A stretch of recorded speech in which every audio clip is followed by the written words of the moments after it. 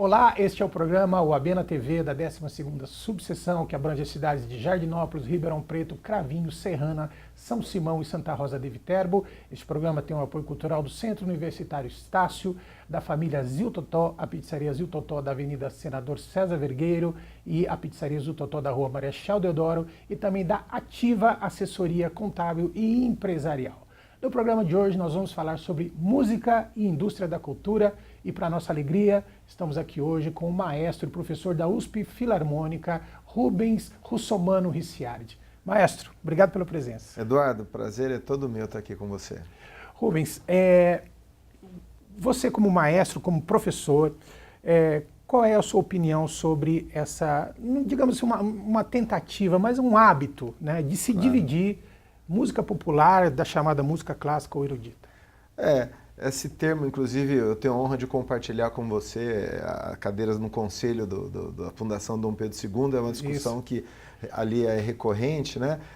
Nós temos, assim, como você falou, o hábito, o costume, né? O Heidegger chamava isso de ditadura da opinião pública, né? Certo. Parece que é um consenso que está cristalizado, mas quando a gente faz uma crítica um pouco mais filosófica ou uma crítica mesmo de conhecimento, eu ia falar até epistemológico, mas não quero falar difícil aqui, que nosso programa tem que ser para todo mundo, então uma crítica assim pelo conhecimento, a gente vai ver o seguinte, popular, o termo, o que seria popular, uma canção popular, foi inventado pelo Herder, que foi um grande filósofo e poeta alemão do século XVIII. Não existia essa ideia de que havia uma produção popular. Então Herder pensou em algo popular, ele chamou de canção popular, justamente no Brasil, quando o Domingos Calda Barbosa estava colocando também ali uma palavra importante, que é a modinha e a cantiga brasileira. Então, quer dizer, é muito importante a produção de um povo que é espontâneo, que vem de uma tradição oral. Naquela época nem existia eletricidade, nada, quer dizer, não existia nenhuma possibilidade de influência por meio de comunicação, então, de massa. Então, havia no mundo inteiro músicas populares, e a gente chama de manifestações populares, e todas elas sempre muito bonitas, interessantes, singulares.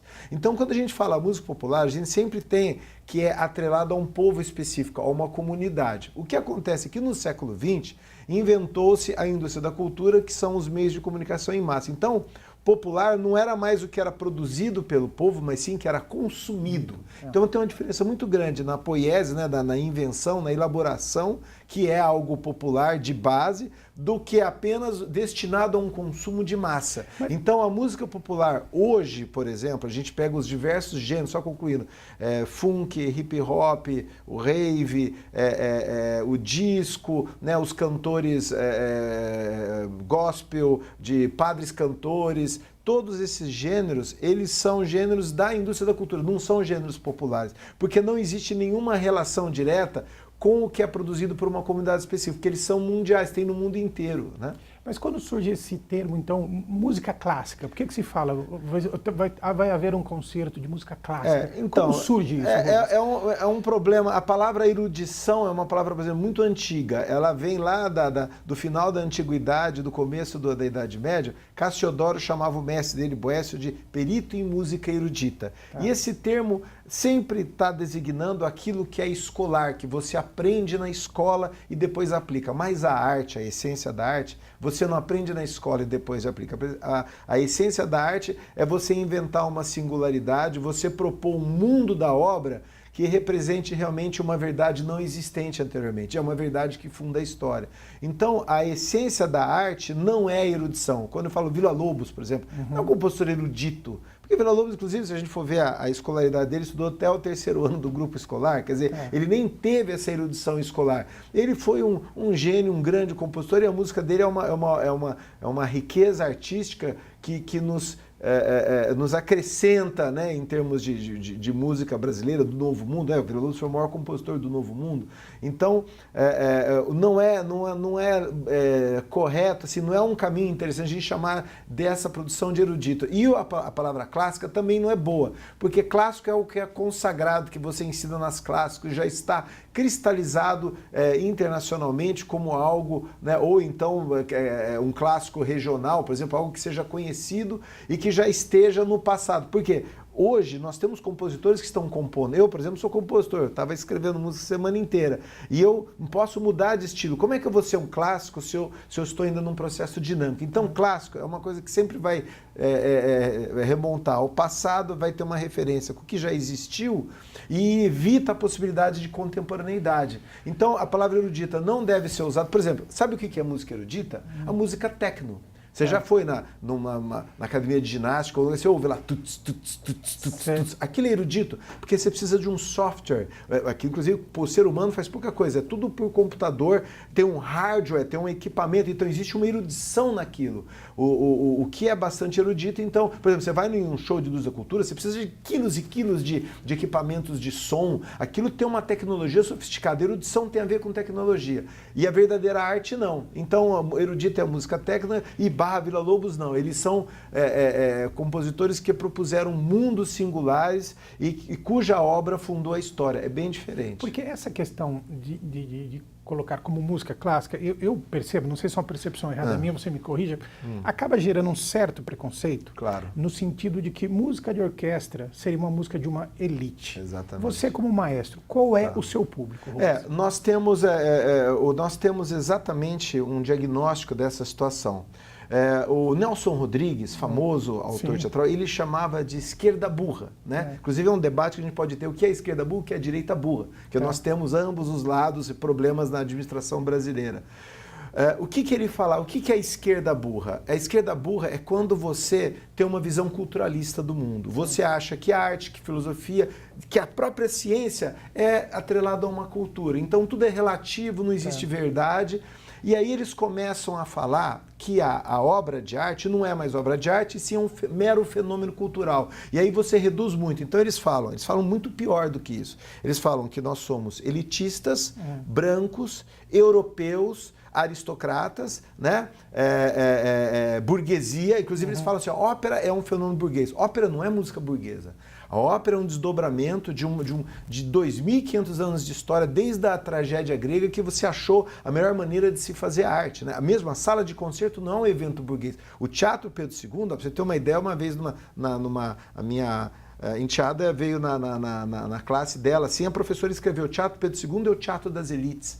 E ensinam isso em sala de aula. Eles adoram falar isso, porque eles não gostam de arte, são contra, então é uma maneira de falar que é elite, que é branco, que é europeu, que é aristocrata, né? E aí fala, é para não ter verba, é porque é para acabar. É um ódio que existe do culturalismo contra a arte. Sim. Então, nós não somos nada disso. Nós temos uma história desde a tragédia grega, que os gregos inventaram a arte, inventaram a filosofia, inventaram a ciência. Por qual meio eles inventaram? Com a assinatura do autor. Então o autor pensa, é um exercício de liberdade, ele escreve, a escrita é libertadora, a gente chama até de escritura, né, no conceito da arte. Ela é libertadora, e aí você tem, por meio da obra de arte, toda essa liberdade, né? Então, você tem vários gêneros, a ópera, por exemplo, a sala de concertos, são desdobramentos naturais de séculos de experimento para ver qual que é o melhor lugar para a gente ouvir música. Então, a arte, ela não é burguesa. Assim como na Idade Média teve uma arte fortemente atrelada à Igreja Católica, por exemplo, ela não passou a ser cristã, ela apenas trabalhou com os elementos culturais de uma época para você fazer algo diferente. Então a arte, ela sobrevive em meio às instituições culturais, mas para ela ser arte, para ser justamente uma condição crítica, né? Uma condição rara e privilegiada de se criticar a cultura, tá bom? Então a gente pode dizer que o povo gosta de orquestra, né? Mas não tem a menor dúvida, nós tivemos agora a abertura da temporada da Os Filarmônica, no último dia 28 de março, Teatro Pedro II, foram 1.300 pessoas, apresentamos as 4 estações do Vivaldi. E a orquestra sinfônica é algo vivo, né? Os corais, a música que é feita ao vivo, ela é insubstituível. O ser humano gosta de ver um ser humano no palco, é uma interação, porque a arte é feita de seres humanos para seres humanos, ela tem essa condição humana, né? Então é importante essa referência, e a gente tem, inclusive vou dizer mais, os nossos concertos são populares, porque tem acesso, a gente toca música de todas as épocas, a gente toca música que são manifestações populares. Por exemplo, em junho eu vou fazer todo um recital dedicado ao Cartola e ao Pixinguinha, em sala de concerto, com novos arranjos, porque a gente não tem mais o Cartola para cantar lá, então nós temos que adaptar, mas a gente traz, inclusive, a boa música popular, sempre deve estar presente, porque não existe, volto a repetir, popular é que é próprio de um povo. E a música de arte está sempre dialogando né, com as manifestações populares.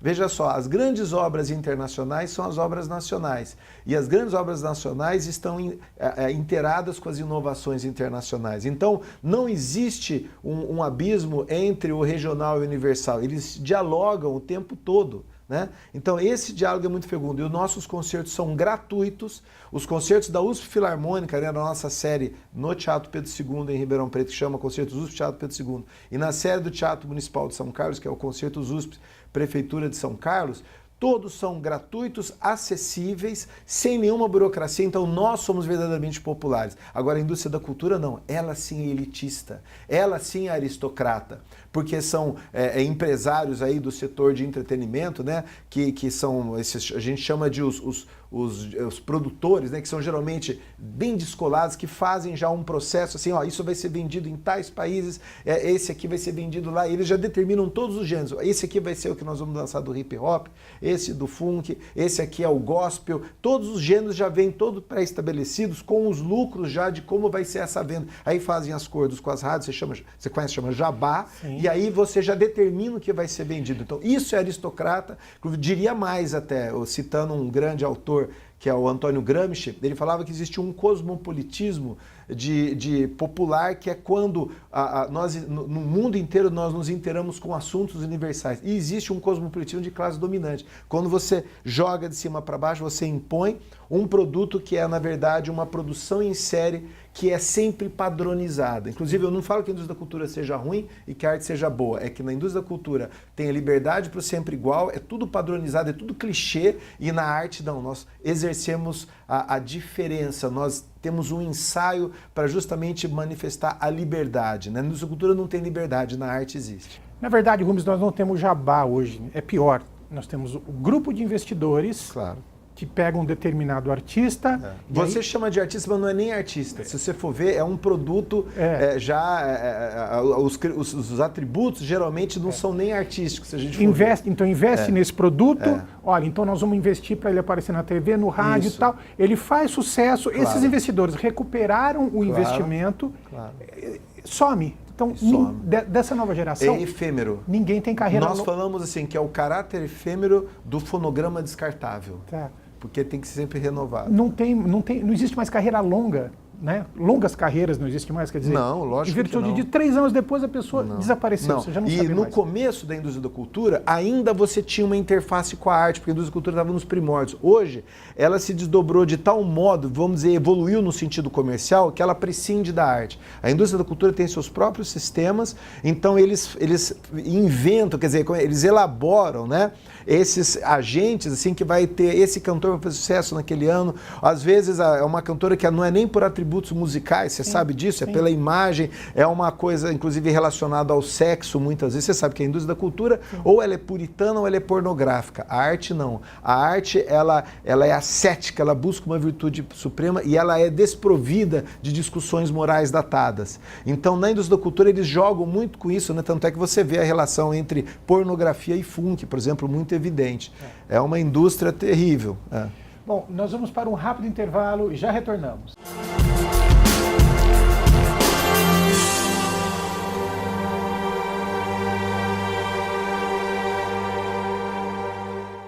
Estamos de volta com o programa OAB na TV da 12ª Subseção, que tem o apoio cultural do Centro Universitário Estácio, da família Ziltotó, Pizzaria Ziltotó da Avenida Senador César Vergueiro e a Pizzaria Ziltotó da Rua Marechal Deodoro e também da Ativa Assessoria Contábil e Empresarial. Hoje nós estamos falando sobre música com o maestro Rubens Russomano Ricciardi, da USP Filarmônica. A questão entrou-se muito em discussão o ano passado, por questões políticas, a questão da Lei Rouanet. E falam-se muitos equívocos em relação à questão da Lei da Rouanet, quer dizer, o governo não dá dinheiro para ninguém. Você apresenta um projeto, você consegue autorização, você tem que ir no mercado tentar captar isso, depois abate, quer dizer, o governo não dá um cheque para o artista. Mas eu acho que a Lei Rouanet, a gente pode fazer uma crítica ou uma análise em outro sentido. Dentro do conceito que você falou, que música popular são músicas feitas por comunidades. Isso. Então, a princípio, a Lei Rouanet era para beneficiar esse tipo... Então, o tambor de crioula de Piracicaba, eu estou dando exemplos assim. Acontece que, me parece, aí eu gostaria de saber a tua opinião sobre isso, que a indústria da cultura também está tomando de assalto a Lei Rouanet. Está tomando, não, já tomou já completamente. Tomou, não é isso, Rubens? Sempre foi, claro. Artistas que, na verdade, não precisariam desse incentivo, claro, tá certo? Estão ali. Eu queria que você fizesse uma análise disso. Ó, a questão, ela tem uma origem, nós temos que entender qual é o problema. Por exemplo, em qual ministério que é trabalhada a Lei Rouanet? Ministério da Cultura. Veja só, o que é cultura? A cultura é o hábito, é a norma, é o cotidiano, é tudo aquilo que você faz sem pensar. Então a cultura, ela é na verdade uma regra, é um sistema moral, social. O que é a arte? É a exceção. A arte não pode estar inserida na cultura, assim como a filosofia. A filosofia também não é um bem cultural. Mas aí entende-se que na mão de pessoas que trabalham só com a ideia de cultura, eles têm que administrar a arte e os outros elementos essenciais assim, de diferença, né, que nós temos no processo inventivo humano. Aí o que acontece? Você aniquila com a arte, porque a cultura odeia a arte. É um ódio muito grande, é um ódio da regra contra a exceção. Então, só o fato de você ter que articular com uma Secretaria de Cultura, já está um Ministério da Cultura, está errado. O nome correto deveria ser Ministério da Indústria da Cultura, Secretaria do Estado da Cultura, Secretaria Municipal da Cultura, porque eles não fazem nada de arte, é zero. É zero. E toda vez que eles tendem a administrar um órgão artístico, esse órgão artístico sucumbe. Nós acabamos de vivenciar agora vários organismos aí sendo extintos, cancelados, instituições, corpos estáveis musicais. E isso acontece em nível federal, né, nas esferas estaduais e municipais, porque a arte, ela deve estar atrelado à ciência e tecnologia ou atrelado a um outro tipo de administração fora da cultura. Então essas leis, claro, vão ser administradas dentro de uma lógica de mercado da indústria da cultura. Então, existe uma ditadura, inclusive, truculenta e excludente da arte por conta dessa força comercial que está dentro dos ministérios, né? Então, o que nós vivenciamos é isso. É uma distorção, o que deveria ser justamente a voz, né? Por exemplo, você falou o grupo de Piracicaba. Existem ainda grupos folclóricos, grupos que têm uma tradição. Aí eles invertem, eles falam, por exemplo, que o hip hop é a voz da periferia. Não é. O hip hop é um movimento estadunidense que todos imitam o mesmo procedimento, já vem padronizado e ele não está tendo uma voz própria. Ele está simplesmente repetindo ou então está adaptando com um vocabulário local algo que já é uma vontade de sistema globalizado, de cima para baixo, o cosmopolitismo de classe dominante, como dizia o Antônio Gramsci, e aí inclusive com distorções até pseudobiológicas que acabam, digamos assim, nos levando a entender o que na verdade o que é popular é apenas da indústria da cultura. Então essas leis sofrem distorções e nós estamos num momento crítico que a arte no Brasil está sob pressão, a ciência também está sob pressão. Você vê a FAPESP, os cortes que ela teve agora, terríveis, a instituição que justamente prima pela pesquisa, que nós temos que defendê-la, eles estão atacando, quer dizer, querem destruir as instituições que fazem o Brasil ser diferente, que nos deu uma dignidade filosófica, científica, né, de conhecimento. Então, o caminho tem que ser outro.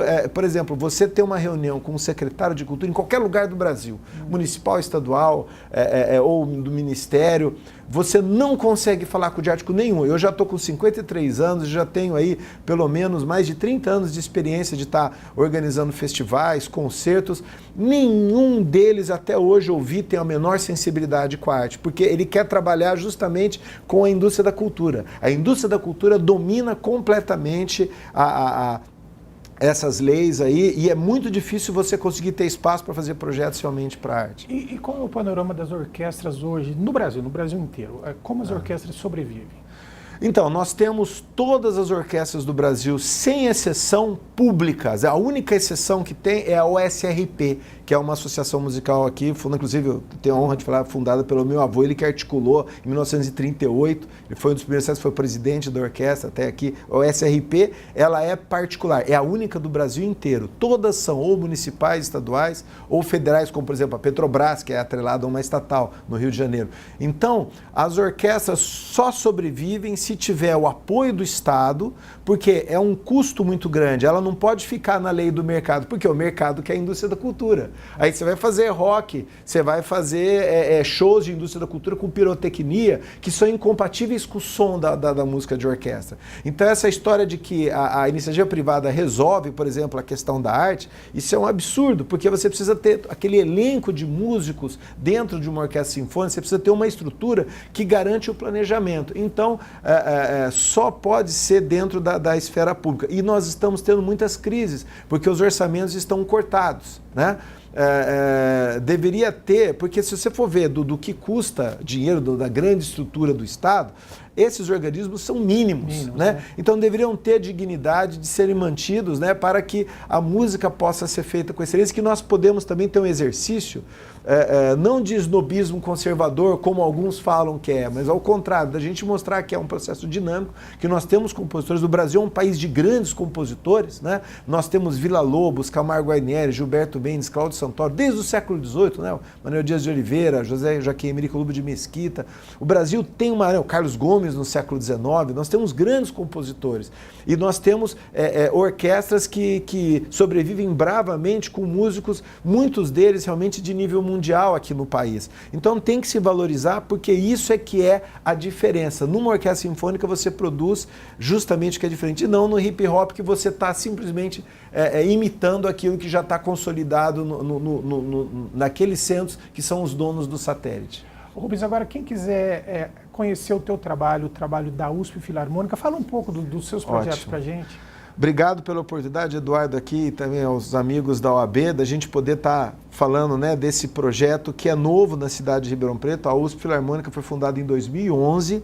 Ela é uma orquestra acadêmica, ou seja, uma orquestra de estudantes. Os alunos que são do Departamento de Música, né, da Faculdade de Filosofia e Ciências e Letras de Ribeirão Preto, da USP, eles têm ali, digamos, o principal palco, grande laboratório, trabalhando, assim, atuando, quer dizer, como bolsistas, né, da universidade, tem um aprendizado dos repertórios clássicos, dos repertórios consagrados e também dos repertórios contemporâneos, aprendem a música brasileira produzida no Brasil e a obra de autores de todos os países, né?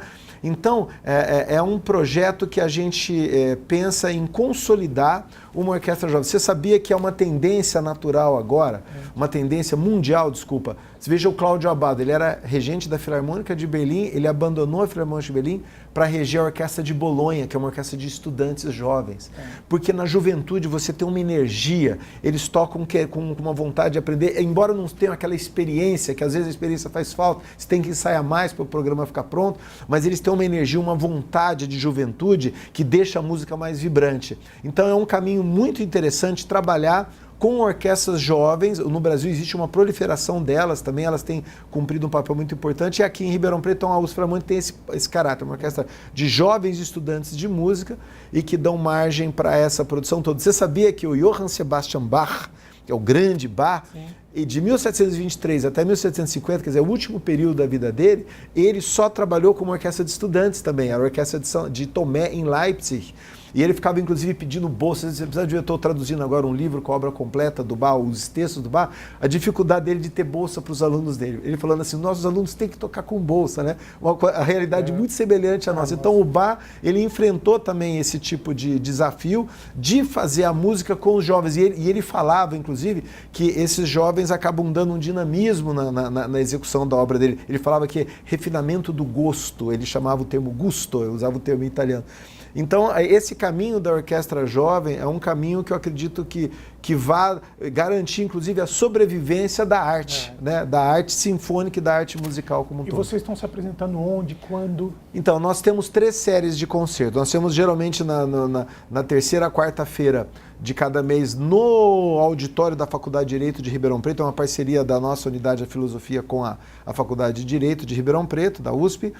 Nós temos 2 séries em teatros municipais, né? Nós temos aqui em Ribeirão Preto, né, o Teatro Pedro II, que você sabe, Eduardo, eu sempre falo, é o 2º melhor teatro do Brasil.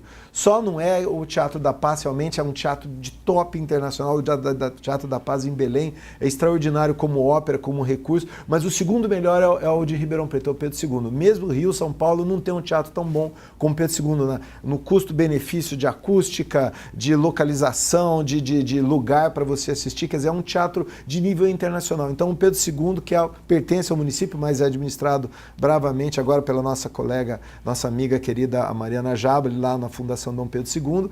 Então, é um teatro que a gente faz essa série porque nós temos que levar o trabalho produzido pela universidade para a comunidade, da universidade para a comunidade. E nós temos toda a última terça-feira de cada mês o nosso concerto USP Teatro Pedro II, realizado no Teatro Pedro II, justamente, que dá para os nossos alunos excelente, que eles tocam num palco de nível internacional, né? Um palco que não tem em São Paulo e não tem no Rio, de tão bom de acústica ali, é muito bom de se trabalhar. E também em São Carlos, no Teatro Municipal de São Carlos, na última quarta-feira de cada mês. E além dessas séries, a gente também cobre convites especiais. A USP Filarmônica está caminhando agora para o seu 80º concerto já, desde 2011, e sempre pelo menos aí com 1 ou 2 programas mensais.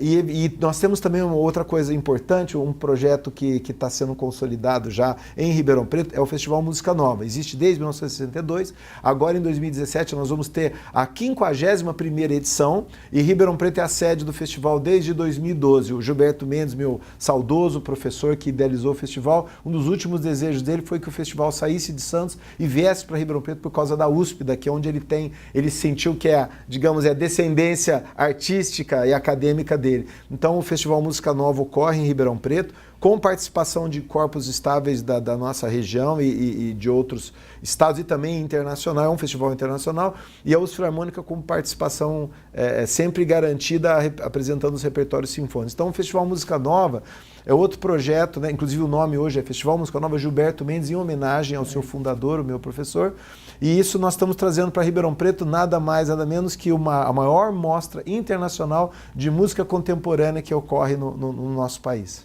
Maestro, brigadíssimo pela presença aqui, foi um papo agradável, adorei e valeu demais. Eduardo, muito obrigado. Convido a todos para sempre estarem prestigiando os concertos da USP Filarmônica no Teatro Pedro II e que a gente possa estar sempre desenvolvendo essa luta a favor da dignidade da arte e para a gente diferenciar, né, o que é realmente do povo e do que são produtos massificados da indústria da cultura, que está na hora. Esse foi o programa OAB na TV da 12ª Subseção. Muito obrigado pela sua audiência. Semana que vem nós estaremos de volta.